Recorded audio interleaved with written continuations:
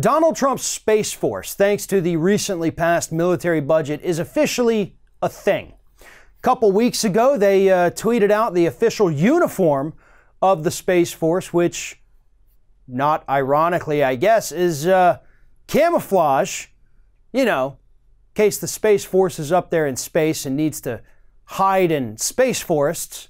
But nonetheless, the Space Force is actually a thing now, and it's forever going to be a part of Donald Trump's legacy. And here's the thing. Representative Alexandria Ocasio-Cortez, this past weekend on Twitter, made a brilliant observation. She said the following, quote, "The folks writing checks for a new Space Force are the same ones asking, how are you going to pay for public college or health care? This is the richest country in the world. Our problem isn't a lack of money, it's a lack of good priorities, and that is something we can change." This is the kind of common sense that we want our politicians to have.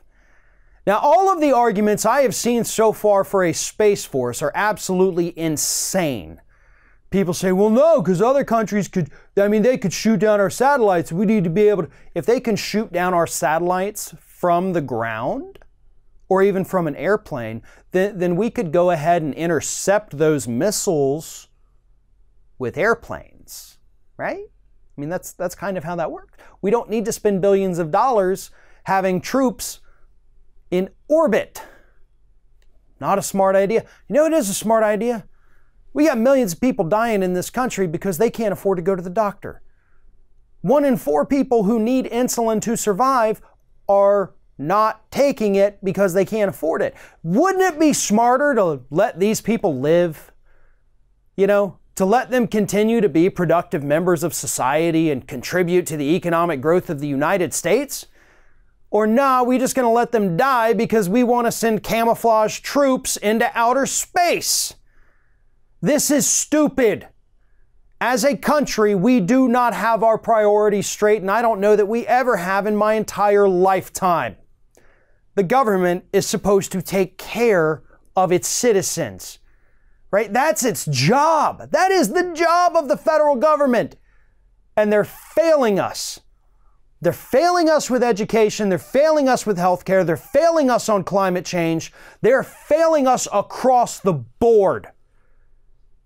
And AOC gets it. Bernie Sanders gets it because he brought up a similar point not long ago too. But too few people in Washington, D.C. get it. So the question is why? Why a Space Force and why not universal health care? And the answer is who profits from it? Universal health care, who profits? Well, profits go down for some members of the private sector. But a Space Force, that's billions upon billions of dollars every single year for the military-industrial complex, right? That whole machine. Defense contractors, defense lobbyists, all of those folks make billions off of this Space Force. And that alone is why this program exists, but things like universal health care in this country do not. Thanks for watching, everyone, and well, here comes the awkward part at the end of the video where I ask you to like, comment, and share, and subscribe for more content from Ring of Fire. Also, you should consider becoming a member for some exclusive content and perks, including early access videos and exclusive videos. Check out the link in the description.